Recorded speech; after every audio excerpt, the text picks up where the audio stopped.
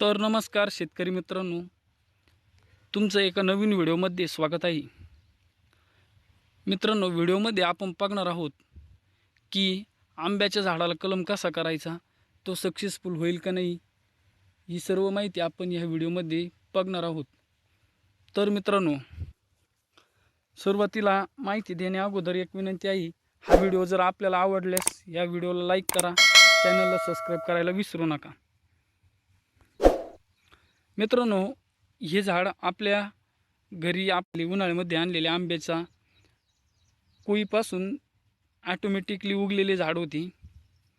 तर मित्रांनो, आपण काय केलं होतं, ह्या झाडासाठी आपण एक केशर आंब्याची फांटी आणली होती, तुम्ही पाहू शकता.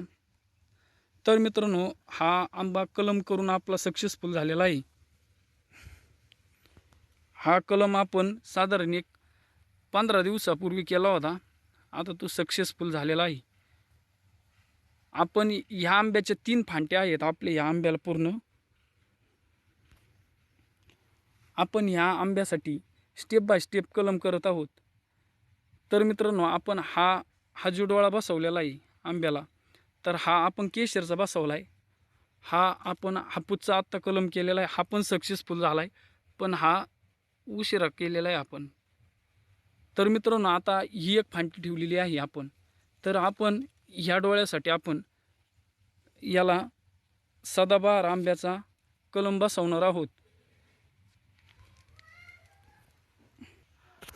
तर मित्रांनो, कलम करण्याची सोपी पद्धत आपण या व्हिडिओमध्ये बघणार आहोत. मित्रांनो, सगळ्यात अगोदर आपल्याला ज्या झाडाची फांटी पाहिजे असेल किंवा जो आपल्याला आंबा आवडत असेल त्या आंब्याची एक फांटी घ्यायची आहे.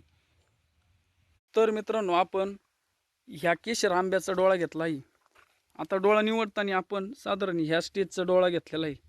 तुम्ही पाहू शकता, ह्या डोळ्याला एकदम छान असा वरती डोळा आहे आणि एकदम फांटी पाहून घ्या. तर मित्रांनो, सगळ्यात अगोदर काय करायचं आहे, आपण जी फांटी निवडली आहे किंवा जो आपल्याला आंबा कलम करायचा आहे, तर आता हा आमचा घरगुती उगलेला आंबा होता, त्याच आंब्यावरती मी कलम करत आहे. मित्रांनो, ही जी फांटी असते, ह्याच फांटीच्या मापाचा डोळा आपण त्या दुसऱ्या झाडाचा काढायचा आहे. त्यानंतर काय करायचं आहे, सगळ्यात महत्त्वाची स्टेप, ही गोष्ट तुम्हाला व्हिडिओमध्ये किंवा यूट्यूबवर कोणीही सांगणार नाही. तुम्ही घरगुती आंबा सक्सेसफुल कलम करण्याची पद्धत ह्या व्हिडिओमध्ये शिकून जातात. तर मित्रांनो, काय करायचं आहे, सगळ्यात अगोदर आपण जो डोळा आणलेला असतो त्या डोळ्याला आपण काय करायचं आहे, एकदम नवीन ब्लेड घ्यायचं आहे. त्या ब्लेड पाननी आपण त्याला शार्प म्हणजे एकदम त्रिकोणी कट मारायचा आहे. आता हे व्हिडिओमध्ये दाखवायला माझ्या नंतर लक्षात आलं, हा कट मारायचा आहे. त्यानंतर आपण जो डोळा आणलेला असतो त्या डोळ्याला जेवढा कट मारलेला राहतो त्याच आकारात आपण ह्या आंब्याची फांटीचा शेंडा कट करून त्याला तेवढा काप द्यायचा आहे. जितका आपण काप देणार आहोत तितकीच आपली कटिंग झालेली फांटी पाहिजे, फेस टू फेस बसलं पाहिजे. त्यानंतर ब्लेडला आपले बॅक्टेरिया लागलेले हात लावायचे नाहीत. एकदम एका बाजूने कट केल्यानंतर ती बाजूला परत आपण हात लावायचं नाही. आणि ज्यावेळेस आपण हा डोळा कट करतो त्यावेळेससुद्धा काळजी घ्यायची, आपला हात त्या डोळ्याच्या कटिंग केलेल्या भागाला कुठेही स्पर्श झाला नाही पाहिजे, तरच आंबा सक्सेसफुल होतो. नाही तर आपला आंबा वाळून किंवा काळा पडून खराब होऊन जातो. तर मित्रांनो, काय करायचं आहे, त्यानंतर हा डोळा फेस टू फेस आपण ह्या फांटीमध्ये बसवल्यानंतर बोटाच्या साहाय्याने जबरदस्त इथं दाबायचं आहे.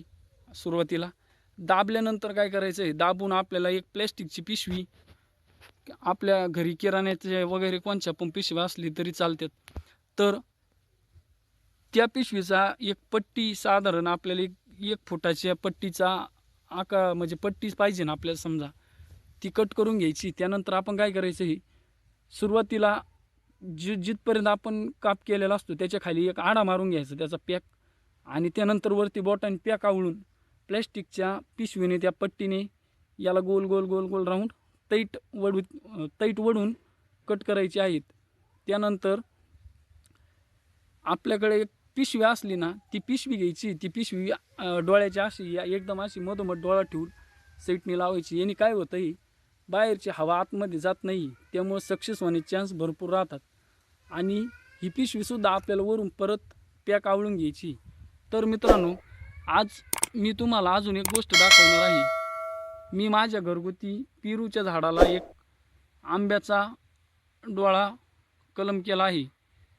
ते तुम्हाला मी दाखवत आहे.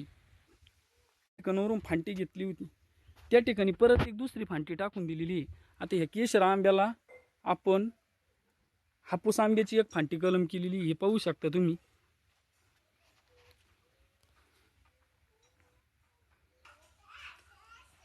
आता व्हिडिओमध्ये तुम्हाला दिसत असेल हा पेरू आहे. या पेरूला पेरू लागलेले पण आहेत. आपण या पेरूच्या झाडाला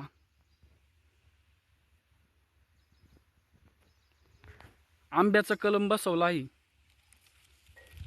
हे पाहू शकता. तर मित्रांनो, पुढच्या व्हिडिओमध्ये या पेरूला आंब्याचा कलम सक्सेसफुल होतो की नाही हे आपण बघणार आहोत. तोपर्यंत व्हिडिओ आवडला असल्यास व्हिडिओला लाईक करा, चॅनलला सबस्क्राईब करायला विसरू नका आणि काही माहिती लागल्यास कमेंटमध्ये नक्की विचारा.